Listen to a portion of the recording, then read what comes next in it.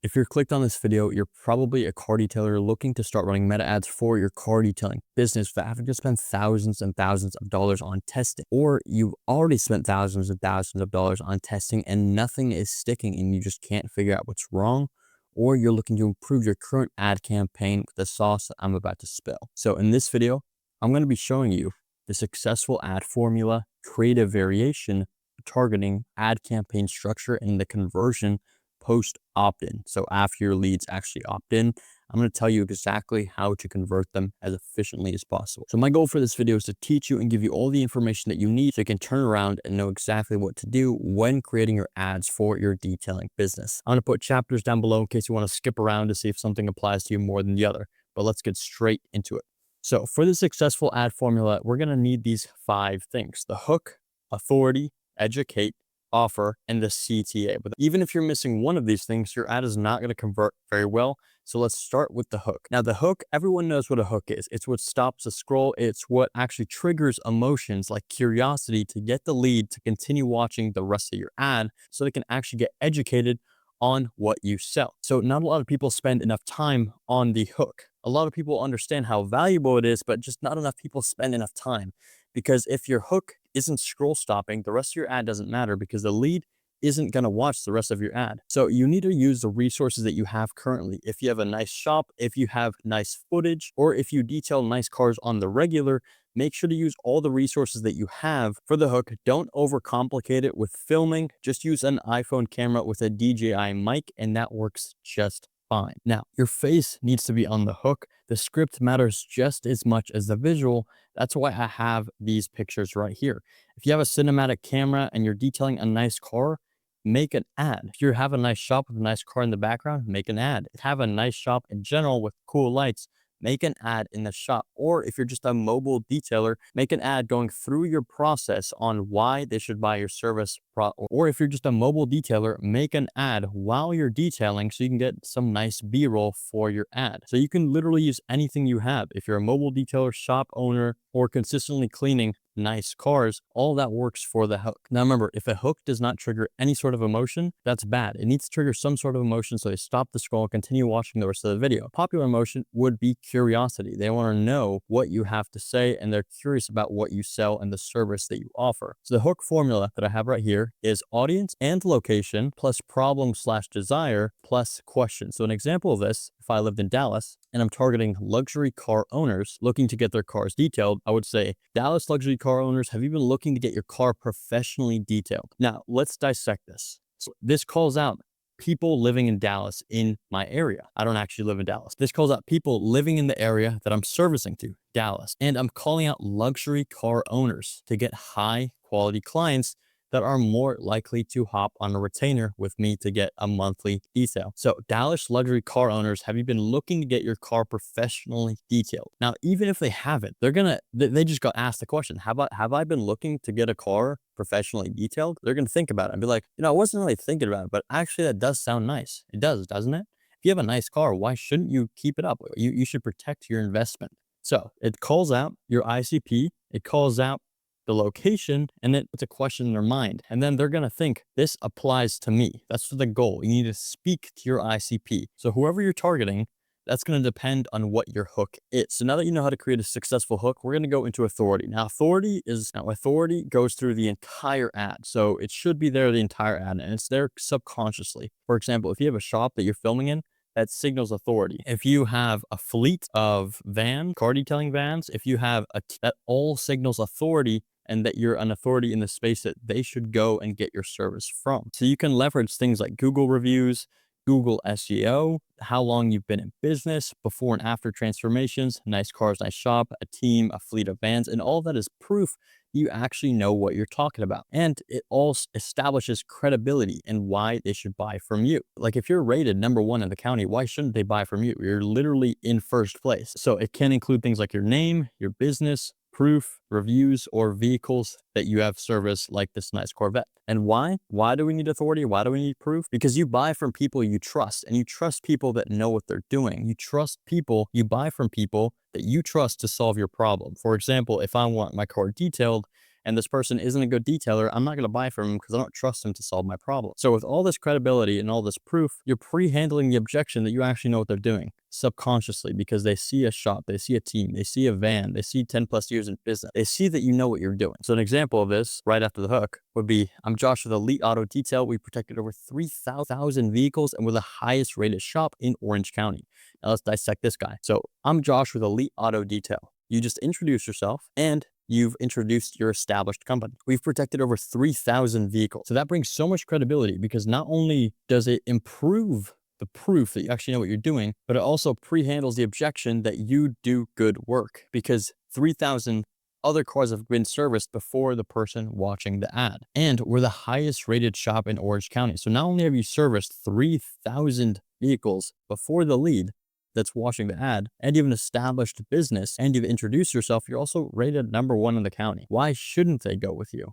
If they're looking to get their car professionally detailed, obviously they should go with #1. So to show for footage, what you should do is show the shop footage, show the customer's cars, show B-roll of the whole actual process, so they understand and start getting educated on your offer and your process, and it pre-handles objections. So you need to explain your service in simple steps. Why we do this is because the more valuable information that you give, the less thinking they have to do when buying from you. That makes for less friction, it pre-sells them, and it's objection handling because they actually understand how the service works and what it includes. So an example of this would be talking over one of these B-roll clips, or just explaining the entire process. For example, first we do a full paint decontamination wash, then we do paint correction to remove the scratches, and then we apply the ceramic detail. This shows that you actually know what you're doing and also explains the entire process. So then you're actually communicating your value to the market, and they understand the work that you're doing, and you're not just splashing on some sort of plastic ceramic coating. They actually understand the whole process behind it. Because if you just say your offer outright and that's it, and you don't explain the process, they don't actually understand the value that you're providing. So that's why educating the market is so important, because if they don't understand what the service is, how could they possibly buy from you? The more information that they have that is valuable, the less friction that they'll have when thinking about buying from you. So next is your offer. So the offer needs to tell them why they should buy from you and why they should buy right now. So it has to have some sort of urgency and authority, because if you're not an authority in the space and there's no urgency, why should they buy from you right now? So some examples of offers are auto detailing Valentine's Day special 25% off. So you need to remember, whenever you're doing a discount in your offer, you need to have a specific reason. People don't buy if there's no reason. If there's no reason, they're a little skeptical. Like, is he really lowering the price, or has it just always been that price and putting it 25% off? No. All of these have reasons. Holiday special, end of summer tint special, Valentine's Day special. And not only should you have a discount, you should also include something for free as a bonus. For example, a free windshield coating. But we only have the manpower for 9 more spots this month, and the offer ends this week. All that provides urgency, it provides a value, and it gives them a reason to buy. And if you did the authority correctly, it gives them a reason to buy from you. And remember, authority doesn't have to be how long you've been in business or your Google reviews. It can literally just be you talking about the whole process and you just sounding like you know what you're doing. That's authority right there as well. So now that you know how to create an offer, we're now going to go over the CTA. So the CTA is very important, because a lot of people assume that like the lead is going to opt in just right away, like without actually you telling them to, but that's not always true. Have you ever watched a video, like a YouTube video, and they say like and subscribe, and then you're like, oh, I'll like and subscribe, but you didn't actually think of that before they mentioned it. So this is why the CTA is so important. If there's no call to action in an advertisement, it's not going to perform very well, because you'd think the next steps are obvious, but they're not. You need to tell them exactly what they need to do. Some examples are: click to get a quote below, submit your vehicle info, and we'll get in contact with you, or we'll contact you within an hour or within 5-10 minutes. And the goal of that is to move them into the lead form to actually get their information and contact them and put them in the pipeline. So now that you know how to create a successful ad, we're going to go into creative variation. Now, creative variation is very important with Meta and Meta Andromeda's new update. It updated around a year and a half ago, so the algorithm changed a little bit to handle all the ads and the ad volume. In fact, so when creating ads, you need to make sure that all the ads are slightly different or very different, and it could be format, so it could be a still ad, a video ad, or a still reel, which is just like a still ad text, but there's B-roll in the background. So you need to make sure that all the ads are different in different reasons to click, because if all the ads are similar, they'll get put into the same folder. Now, these are folders. Imagine these as folders. 1, 2, 3, 4, 5, 6. And these are the reasons to click this axis right here. And the vertical axis is the client profiles. Now, client profiles could be super car owners, luxury car owners, soccer moms, construction workers. These are all the client profiles. And an example of a reason to click could be an end of summer sale, a new offer, or they just simply wanting to protect their investment. Again, if all the ads are similar, they'll get put into the same folder and compete with each other in Meta, resulting in less chances to win because you made 10 ads stating the same reason for a lead to click and not creating 10 different reasons for a lead to click. So what used to work was you could create 10 different hooks and have the same body ad. So you're only creating 10 different hooks. That doesn't work anymore. You need to create a whole different ad, so then you'll get different data, because if you just have a different hook in the same body, you're going to get the same data over and over again. So if all the ads are in the same folder, they're going to fight each other for the same spot, and that's going to kill your reach and send your CPMs through the roof. CPMs is just cost to reach 1,000 people. It's a little confusing. So right here, you see the purple dots. Those are all your ads. Here, it's a little bit more scattered than all these guys in a row right here. So this is better because you're going to have different client profiles and you're going to have 10 different reasons to click rather than having 10 of the same reasons to click. And that's going to result in different data and give Meta more data to go and find higher quality leads. Because in short, if all your ads are the same, it's going to be more expensive and Meta is not going to optimize as quickly. And if your ads are all different reasons to click, targeting different people, luxury car owners, normal middle income homes, you're going to get more data and Meta's going to optimize faster and get you better leads. So now that you know what creative variation is, we're going to go into targeting. So what is targeting? Targeting is a process of identifying and selecting a specific group of people to receive a marketing message in Meta's terms. So there's two different types of targeting. We have interest targeting and broad targeting. So interest targeting is pretty much in Meta, in the ad set level. There's the campaign, ad set, and there's the ads. The ad set holds the ads and the campaign holds the ad set, and the ad set holds the ads. So with interest targeting, there's a drop down of all the interests that you can type in or select, and those are the interests that your ICP should be interested in. Now, all these are merely suggestions, so Meta won't only target the interest stack. So right here is the new audience segment that is created when you click on these interests. So if I'm going after lawyers, I'm going to put business and industry. If I'm going after people that want their car detailed, I'm going to put the different models of cars and the different brands that there are, because people that are interested in different cars are most likely interested in cars, and they probably have a car that they want cleaned at some point in time. Everyone wants their car cleaned. It's just a matter of when and why they should do it with you. So with broad targeting, this is the core relevance group. So broad targeting, the technical total addressable market is the entirety of the United States, but Meta's not going to show your ad to everybody in the United States. Meta's only going to show the ad to whoever it thinks it's relevant to.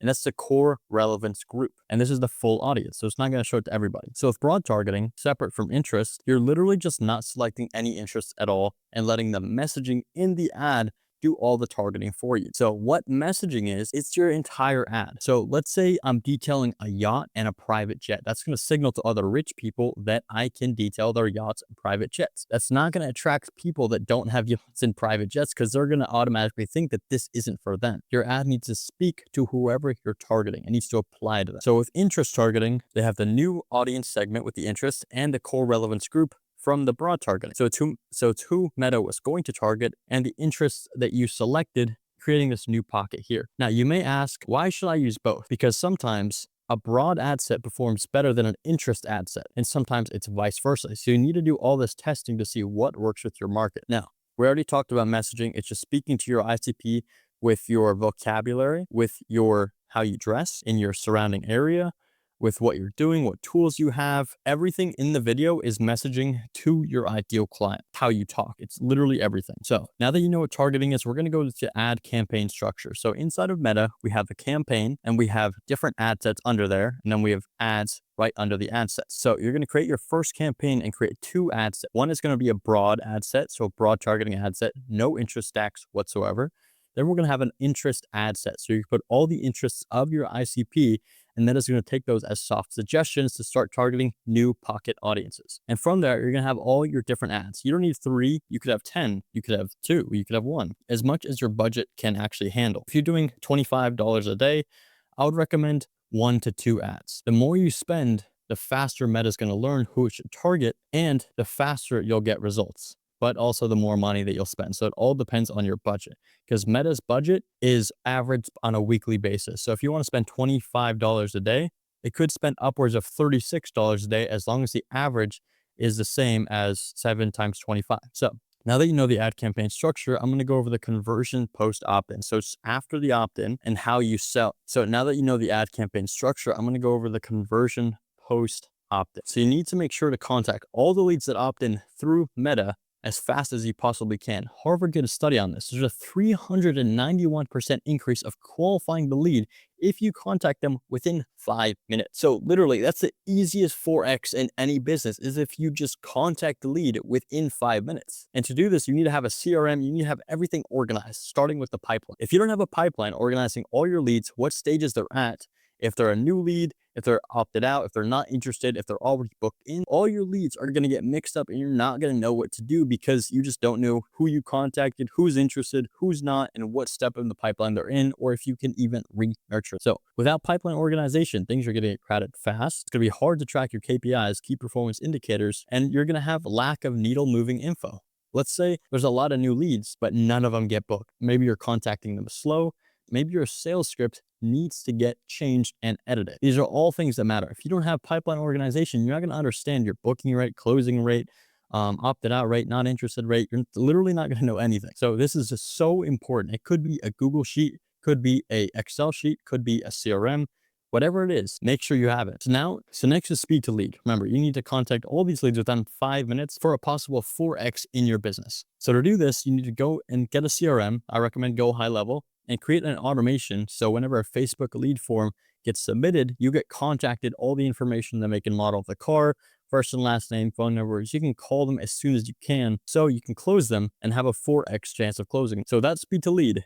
You're not leverageable, because you don't know when the leads actually opt in, and everything's just super slow, and your conversion rate's going to drop. The cost of acquisition is going to skyrocket, because you're just not able to close any of the leads because it's just been too long, right? You can't wait a few days. You have to contact them literally as soon as you can, because the faster you call your leads, the higher the close rate and the more profitable your ads are going to be. So it really all depends on you after the ad. So now you're also going to need a follow-up and nurture automation or sequence. This is one that I build, and I give all of these things to my car detailing clients to get them more ceramic coatings. But without a proper follow-up and nurture system, the lead value becomes limited, because you talk to them once, they're not interested, you throw them in the lead list, and you never talk to them again. Some people don't buy the first time. So if you don't put them in a nurture sequence, they're just gone, right? So you need to make sure to put them in the pipeline, make sure you've tagged them correctly, that they're not currently interested, and just retarget them later with a new offer through an email, text, SMS, call, whatever it is. So then you make the most of all the leads that you're getting, and all the money that you're spending, and the time that you're spending to film and edit all of these ads. So if you found